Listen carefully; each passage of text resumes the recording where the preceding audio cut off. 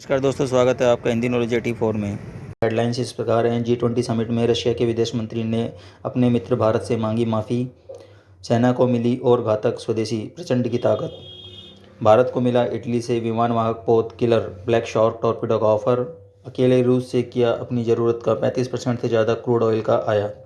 जानकारी पसंद आए तो चैनल को सब्सक्राइब करें और वीडियो को लाइक करें। तो चलिए शुरू करते हैं आज का वीडियो। दोस्तों, जैसा कि आप जानते हैं, इस साल G20 की अध्यक्षता इस बार भारत कर रहा है। पूरी दुनिया की टोटल जीडीपी का करीब 80% और व्यापार का करीब 75% इन 20 देशों के पास सिमटा हुआ है और दुनिया की आधी से ज़्यादा आबादी भी इन 20 देशों में रहती है। अभी परसों ही इसके सदस्य देशों की विदेश मंत्रियों की एक बैठक भारत में हुई, जिसमें पहली बार सभी देशों के प्रतिनिधि शामिल हुए। अब इसे भारत का बढ़ता प्रभाव कहा जाए तो गलत नहीं होगा, परंतु इस बार इस समिट में भारत के परेशानियां ज़्यादा हैं और इसको सही से पूर्ण करवाना काफ़ी चुनौतीपूर्ण रहेगा। जैसा कि आप जानते हैं कि पिछले एक साल से यूक्रेन युद्ध चल रहा है और इसका सीधा असर G20 समिट पर भी पड़ा और आगे भी, जो कि इसकी सदस्य देशों के प्रमुखों की सितंबर के आसपास मीटिंग होगी, उसमें भी इसका प्रभाव पड़ेगा। इस समय रशिया और अमेरिका बाकी के देशों के बीच टेंशन साफ देखी जा सकती है। वो साथ बैठना तो दूर, कोई जॉइंट फ़ोटो भी खिंचवाना नहीं चाहते और सभी पश्चिमी देश भारत पर दबाव बनाना चाहते हैं रूस के खिलाफ कुछ बोलने के लिए। लेकिन भारत इस समय अपनी किसी के दबाव में नहीं आ रहा और अपनी स्वतंत्र विदेश नीति से कार्य कर रहा है। इस समिट में जिन मुद्दों पे बात होनी थी वो सभी गौण हो गए। इसको देखते हुए रशियन विदेश मंत्री सर्गेई लावरोव ने भारत से माफ़ी मांगी और कहा कि मैं रशिया की तरफ से भारत से माफ़ी मांगता हूं।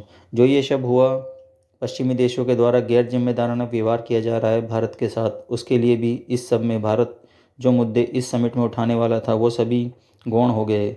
उसके लिए हम माफ़ी मांगते हैं। परसों ही बिना किसी जॉइंट स्टेटमेंट के ये ख़त्म हो गई। अब इसकी मुख्य समिट जो कि सितंबर में होगी, उसमें सभी देशों के प्रमुख Biden, Jinping, macro, Putin, Modi और बाकी के देशों के प्रमुख भी शामिल होंगे, दिल्ली में मिलेंगे। बढ़ते हैं अपनी दूसरी खबर की तरफ। भारत का पहला स्वदेशी अटैक हेलीकॉप्टर को नए फीचर के साथ भारतीय सेना में शामिल कर लिया गया, जिसको कि प्रचंड नाम दिया गया है। इसके द्वारा हमारी वायुसेना की ताकत में बढ़ोतरी के साथ साथ डिफेंस प्रोडक्शन में आत्मनिर्भरता की और हम और तेज़ी से बढ़ेंगे। यह हेलीकॉप्टर बहुत से मामले में अमेरिकी हेलीकॉप्टर अपाचे से भी काफ़ी खास है। इसको HAL के द्वारा बेंगलुरु में बनाया गया है। इसकी खासियतों में ऊंचाई और कम दबाव वाले इलाकों में उड़ना है, इसके स्टील्थ रडार से बचने की विशेषताएं तथा बख्तरबंद सुरक्षा प्रणाली, रात को भी हमला करने की क्षमता, LCH 2 लोगों की बैठने की क्षमता वाला दुनिया का एकमात्र अटैक हेलीकॉप्टर है। साथ ही यह हथियारों के वेट के साथ करीब 16,400 फीट पर लैंडिंग और टेक ऑफ भी कर सकता है। इसकी खासियतों में 20 gun, 70 rocket launching system, air to ground और air to air missile system लेस है। यह 2 इंजन वाला करीब 5 से 8 टन का अटैक हेलीकॉप्टर है। यह 700 केजी के हथियार लेके 268 किलोमीटर प्रति घंटा से उड़ता है। यह अधिकतम 6500 मीटर की ऊंचाई तक उड़ सकता है। करीब कुल 160 LCH का अधिग्रहण करेगा भारत, जिसमें कि वायुसेना के लिए 65 और थल सेना के लिए 95 होंगे। जैसा कि अभी 15 डिलीवर हुए हैं, बाकी के अगले 8 वर्षों में पूरे किए जाने हैं। आगे बढ़ते हैं तीसरी खबर की तरफ। पिछले काफ़ी समय से चीन हिंद महासागर में अपनी गतिविधियों को बढ़ा रहा है, कभी सबमरीन्स भेज के और कभी जासूसी जहाज भेज के भारत को कैसे न कैसे परेशान करने के लिए कोशिश करता रहता है। ऐसा नहीं है कि भारत इस सब से अवगत नहीं है और चीन का काउंटर करने के लिए कुछ नहीं कर रहा। भारत भी बहुत सी समझदारी से चीन के खिलाफ अपनी तैयारी कर रहा है।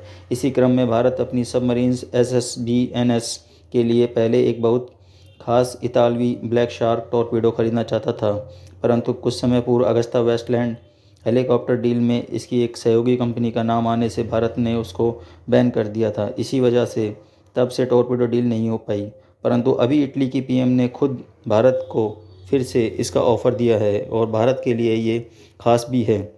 इस टॉर्पीडो को इटली की कंपनी वॉश के द्वारा बनाया जाता है। इसकी बहुत सी खासियतों में से सबसे बड़ी खासियत है कि यह बड़े से बड़े एयरक्राफ्ट कैरियर को भी डुबा सकता है। इसकी लंबाई करीब 21 फीट और व्यास इसका करीब 21 इंच है तथा यह 350 kg के वार हेडक के साथ 50 किलोमीटर की दूरी तक 93 किलोमीटर प्रति घंटा की स्पीड से अटैक करता है। उम्मीद है कि जल्दी भारत सरकार इसको फैसला लेगी और आगे बढ़ते अपनी आखिरी खबर की तरफ। भारत अपनी ज़रूरत का बहुत बड़ा क्रूड ऑयल का हिस्सा विभिन्न देशों से आयात करता है। भारत रूस से भी क्रूड ऑयल का आयात करता है आ रहा है। पहले से 1% के आसपास था, परंतु रूस यूक्रेन युद्ध के समय में रूस ने भारत के लिए अपने दामों में बहुत बड़ी कमी की। पश्चिमी देशों ने रूस के व्यापार में काफ़ी प्रतिबंध लगा रखे हैं, पर साथ ही खरीदने वाले देशों पर भी अमेरिका और बाकी के देश ना खरीदने का दबाव डालते हैं, जैसे भारत के साथ किया जा रहा है। परंतु भारत किसी के दबाव में ना आकर और पश्चिमी देशों के दत्ता बताकर अपनी स्वतंत्र पॉलिसी और भारत प्रथम की सोच के साथ कार्य कर रहा है। इसी क्रम में फैब में आए आंकड़ों के भारत ने क्रूड ऑयल के आयात में रूस से रिकॉर्ड तोड़ खरीद की है, जो कि 1% से बढ़कर 35% के आसपास हो गया है। और भारत का ज़्यादा से ज़्यादा आज के लिए इतना ही। मिलते हैं अगली वीडियो में। जय हिंद, जय भारत।